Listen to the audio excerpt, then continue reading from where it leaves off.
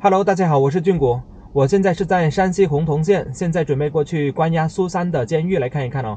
这是一座明代监狱，现在是从大槐树景区这里导航过去。昨天晚上呢，又下了一点雪了，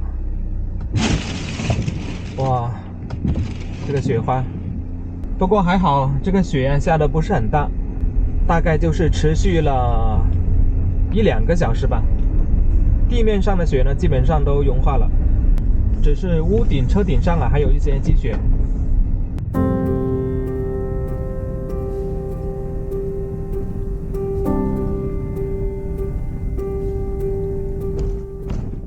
解手场，他们这里的厕所直接叫做解手场。这里就是景区的大门了，要先买个票。这里的门票40块钱。进来之后呢，这个院子里是有一个苏三的雕像，是用汉白玉雕刻的。苏三监狱。进来之后呢，这2排就是普通的牢房，就是关押一些小偷小摸之类的这些罪犯。你看这个牢房的门是相对来说比较矮，所以说呢，人要进去的话呢，都是要低着头认罪伏法。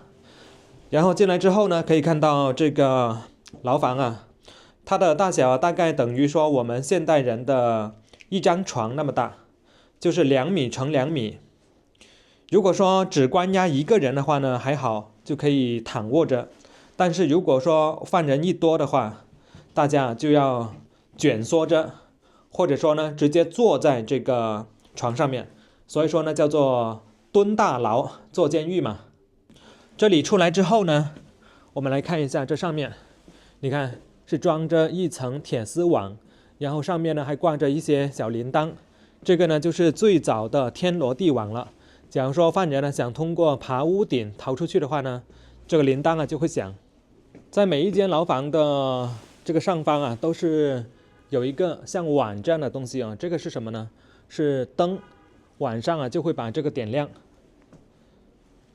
你看这里呢还有明代刑律的展览。进来这个小房间看一下，这个房间比较暗你看这个呢就是一些刑具。这普通牢房的尽头我们先来看一下右手边，这是御神庙。这个御神是谁呢？是叫做陶尧，就是因为他发明了这个监狱嘛，所以呢是被供奉为御神。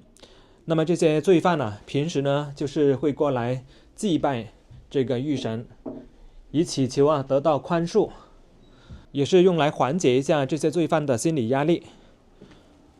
从这个御神庙出来之后这边呢是禁房。我们来看一下，这里呢就是牢头办公的地方了。你看一人呢是拿着一根棍子，平时就是坐在这里聊天喝酒，训斥这些犯人。在御神庙的旁边还有一个死囚洞。大家知道这个死囚洞有什么作用吗？比方说一个犯人在牢房里面呢死了，就不能够从正门出，而是会被这个死囚洞里拖出去。所以说整座牢房就相当于是老虎，人从老虎口进来，然后从老虎的屁股那里被拉出去。从普通牢房拐了一个直角之后呢，就是虎头牢了。你看上面这个图案是不是特别像是老虎头呢？其实它并不是老虎，是叫做狴犴，是龙的第4个儿子。因为很像是老虎嘛，所以呢被称作虎头牢。你看这个虎头牢的门也是有机关的，上面呢是比较低，大概呢就只有1.2米那么高吧，所以呢要低着头进来这个呢象征着认罪伏法。然后这个门呢也是比较有意思它是一推一拉，这样的话呢就会给这些罪犯特别是想逃跑的罪犯制造一些障碍。这座明代监狱为什么会被叫做苏三监狱呢？就是因为他关押了苏三这个人。因为苏三后来呢是被演成了京剧嘛，特别出名所以久而久之呢，这里就被叫成了苏三监狱。你看这一间牢房呢，就是关押苏珊的地方了。苏珊呢是坐卧在这个炕上。这间牢房呢还是比较大的，而且在这个苏珊雕像的前面呢，还有一个功德箱，有一些人呢塞了一些钱进去。这个墙体呢，它是有3尺3厚，3尺3呢相当于1米了。这上面呢还有一个小的窗，但是呢，在古代啊，因为没有电灯嘛，所以说每一间牢房里面呢都是非常的黑暗。在苏珊监狱的旁边呢，就是黑牢了。我们也进来看一下。这个黑牢呢，就是即将要被执行死刑的囚犯呢待的地方。你看，都是被上了一些刑具，脚上啊是套着铁链。到了这间牢房啊，活着出去的机会就等于0了。这个囚牢啊，吃完最后一顿午餐之后呢，就要被拖出去斩了。这牢房的外面呢是一个院子，中间呢还有一口井。这口井呢也是以前苏珊呢用过的。你看，在这个井的边缘呢，还有一些绳子的这个勒痕呢。这口井呢，井口啊很小，这个也是防止犯人呢一时想不开跳井自杀。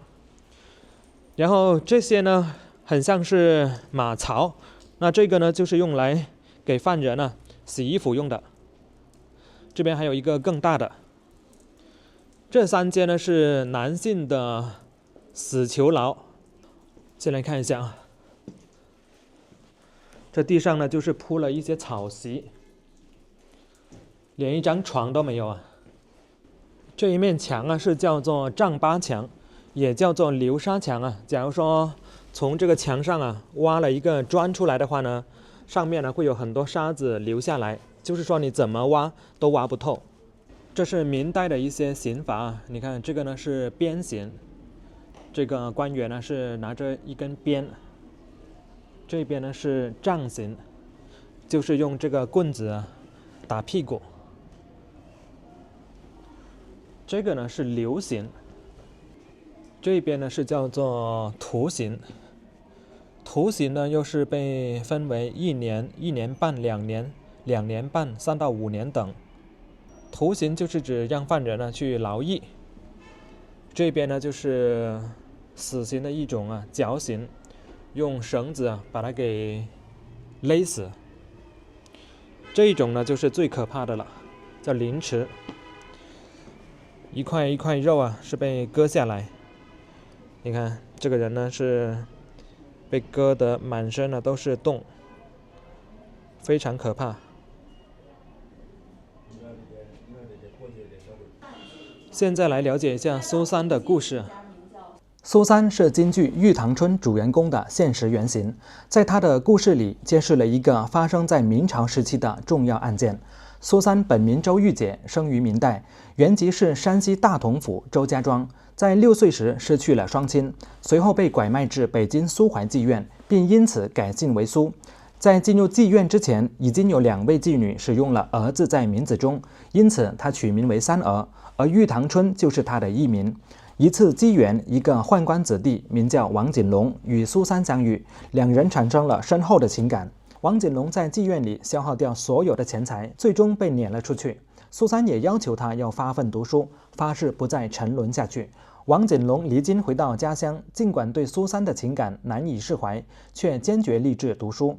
他2次参加京城的科举考试，最终以第8名的成绩考中举人，获得进士资格。然而王锦龙准备返家之际，苏珊却被妓院的人以1200两的银子卖给了山西洪洞的马贩子沈燕林作为妾室。沈燕林经常在外经商，而他的妻子皮氏则与邻居赵昂私通。沈燕林将苏珊带回洪洞，皮氏产生了恶意，并与赵昂合谋毒死了沈燕林，并将罪名推到苏珊身上。初审阶段，洪洞县衙将皮氏和苏珊拘留了起来，赵昂却从皮氏家中拿出了1000多两银子行贿。